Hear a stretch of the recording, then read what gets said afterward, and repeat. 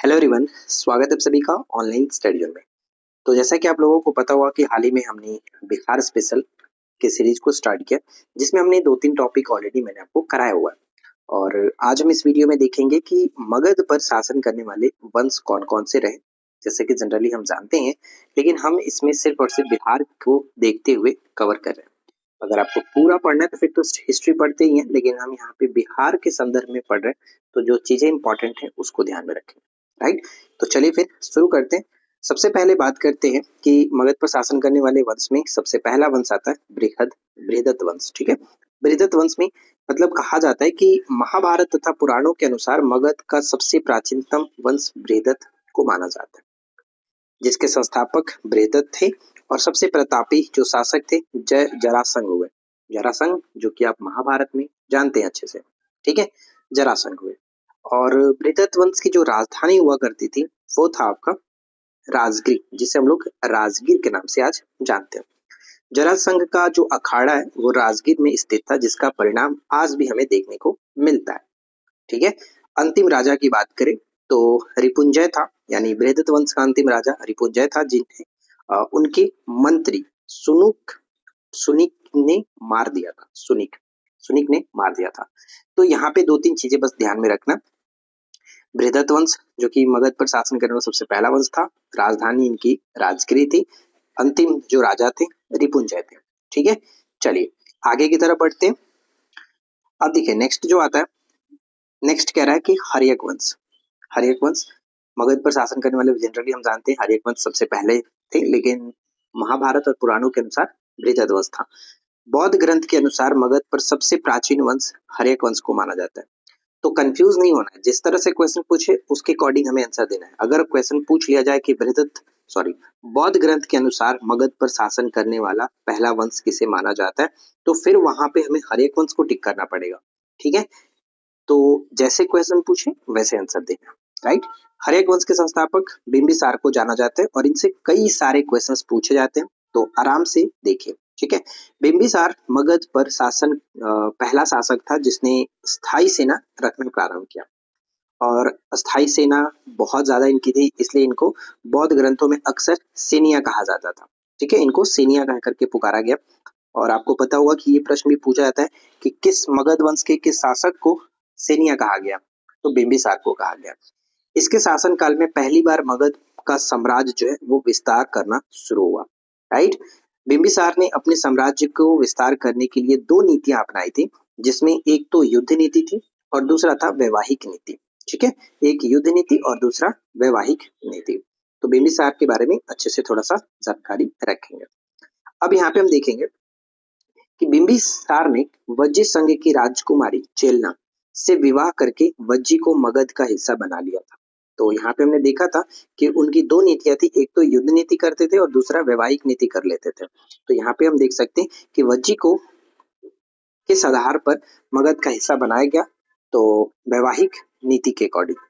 बिंबिसार के समय में मगध की राजधानी राजगिरी थी जैसे पहले था, और बिंबिसार ने 52 वर्षों की आयु तक मगध की गद्दी पर रहे। बिंबिसार का पुत्र अजातशत्रु, ठीक है, अजातशत्रु जो था उसने पिता की हत्या कर मगध की गद्दी प्राप्त किया था। तो ये भी याद रखिएगा। अब चलिए हम बात करते हैं इसके आगे अजातशत्रु के बारे में देखते हैं। नेक्स्ट आता है अजातशत्रु। तो देखिए अजातशत्रु से क्या क्या क्वेश्चन पूछते हैं। सबसे पहला तो इसका उपनाम क्या था, कुड़िक था। उपनाम इसका कुड़िक था, ये याद रखेंगे। अब नेक्स्ट में आता है कि हर्यक वंश से ये संबंध रखते थे, यानी बिंबिसार का ये पुत्र था, हर्यक वंश से ही संबंध रखता था। राजधानी राजगिरी था। बाद में पाटलीग्राम या फिर पाटलिपुत्र की नींव डाली गई। नींव किसने डाली थी वो हम आगे देखेंगे। ठीक है, पहले यहाँ तक समझिए। अपने पिता बिंबिसार की हत्या कर सत्ता प्राप्त इसने किया था, ये तो सभी जानते हैं। अब यहाँ पे देखिए साम्राज्य को विस्तारित करने के लिए 2 नवीन सैन्य उपकरणों का उपयोग इसने किया था, जिसके बारे में आपने अच्छे से पढ़ा होगा अलग अलग बुक्स में अलग अलग सोर्सेस से। एक का नाम था महाशिला कंटक और दूसरा था रथ मूसल। ठीक है, महाशिला कंटक और दूसरा था रथ मूसल, ये 2 उपकरण थे, ये याद रखिएगा। अजातशत्रु ने कौशल के राजा प्रसेनजीत को हरा करके काशी को मगध में मिला लिया था।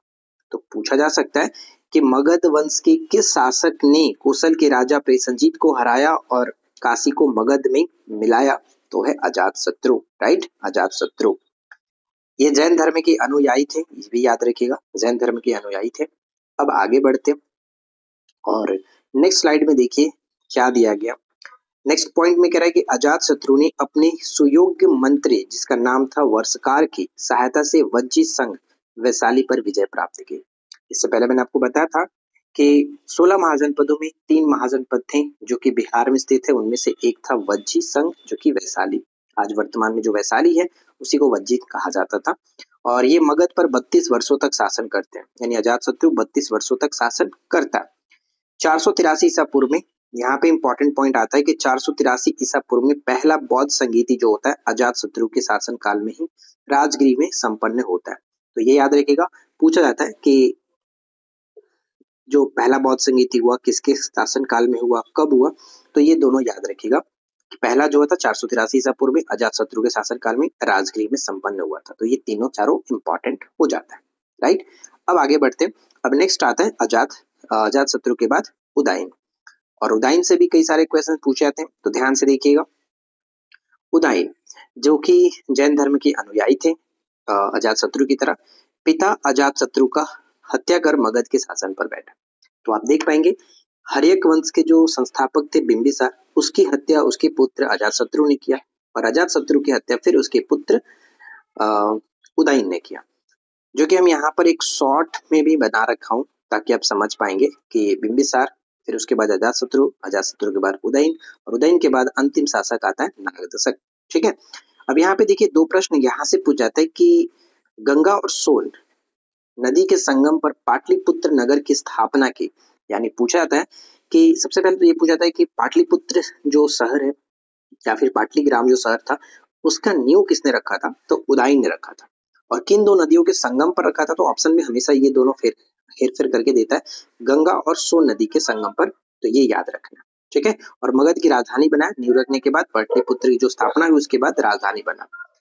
इस वंश का अंतिम जो राजा था उदयन का पुत्र नागदशक हुआ, यानी नागदशक इस वंश का, हर्यक वंश का अंतिम शासक होता है, ये याद रखेंगे। तो यहाँ पर एक शॉर्ट में हमने बात किया हुआ है कि हर्यक वंश जैसे विस्तार में देखे तो बिंबिसार संस्थापक आते, उसके फिर उसका पुत्र अजात शत्रु का उसका पुत्र उदयन, और उदयन का पुत्र फिर नागदशक जो कि अंतिम शासक बनते हैं। तो कुल मिलाकर हर्यक वंश के बारे में इतना सारे पॉइंट्स को आपको ध्यान में रखना है, पेपर में इतने सारी चीजें पूछी जाती हैं, राइट है। ठीक है, अब आगे बढ़ते हैं और यहाँ पे आप देख पाएंगे इसके बाद आता है शिशु नागवंश जो कि इंपॉर्टेंट है।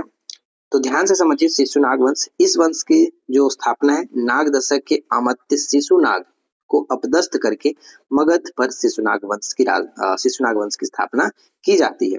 ठीक है, राजधानी पाटलिपुत्र से हटा करके वैशाली में स्थापित किया गया। शिशुनाग का उत्तराधिकारी कालाशोक हुआ जिसने पुनः राजधानी को पाटलिपुत्र ले गया। ठीक है, अंतिम राजा यानी शिशुनाग वंश का अंतिम राजा नंदी वर्मन हुआ।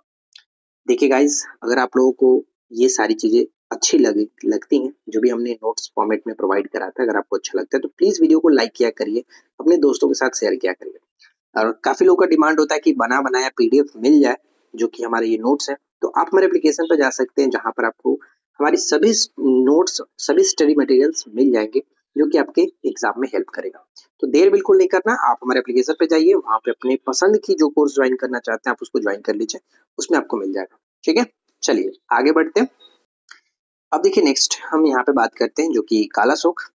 तो कालाशोक के बारे में अगर हम बात करें, देखिए कालाशोक के बारे में अगर हम बात करें तो इसका अन्य नाम था काकवर्ण। तो हमने सेनिया देखा था, सेनिया किसका नाम था, बिंबिसार का नाम था सेनिया, और कुड़िक किसका नाम था, कुड़िक अजात शत्रु का उपनाम था। तो यहाँ पे काकवर्ण याद रखिएगा कालाशोक का। दूसरा बौद्ध जो संगीति हुआ, दूसरा बौद्ध सभा जो हुआ वो वैशाली में स्थापित किया गया था, 383 ईसा पूर्व में आयोजन किया गया, इसी के समय में कालाशोक के समय में। तो पहला तो हमने देखा था अजात शत्रु के समय में, दूसरा यहाँ पे याद रखना आपको वैशाली में और कालाशोक के समय में। ठीक है, अब आता है नंदवंश। नंदवंश के बारे में ध्यान से देखिए, इस वंश की जो स्थापना है वो गैर क्षत्रिय शासक महापदम नंद के द्वारा की गई थी। गैर क्षत्रिय शासक थे महापदम नंद, जिन्हें परशुराम भी कहा जाता था और उग्रसेन भी कहा जाता था।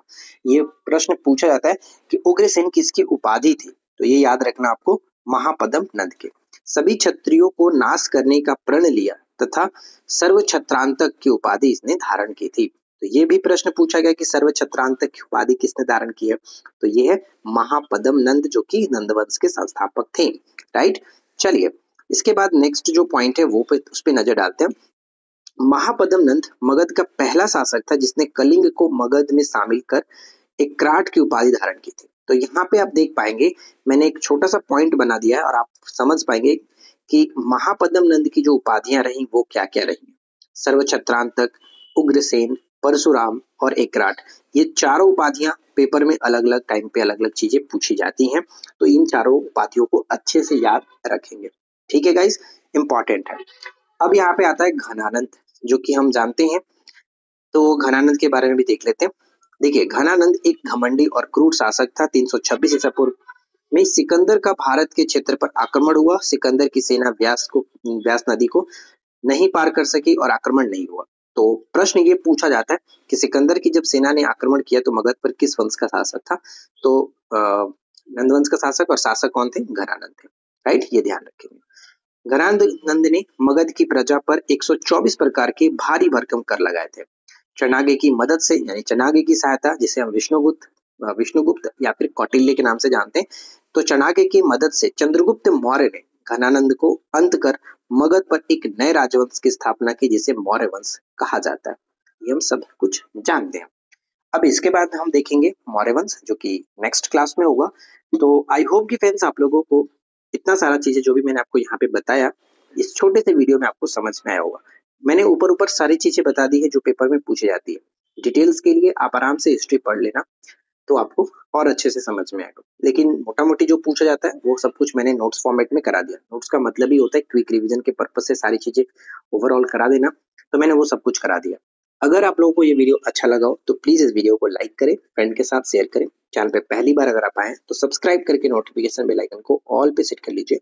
हम मिलते हैं आपके साथ इसी प्रकार के नेक्स्ट वीडियो में नए टॉपिक के साथ। Thanks for watching, keep learning, have a good day.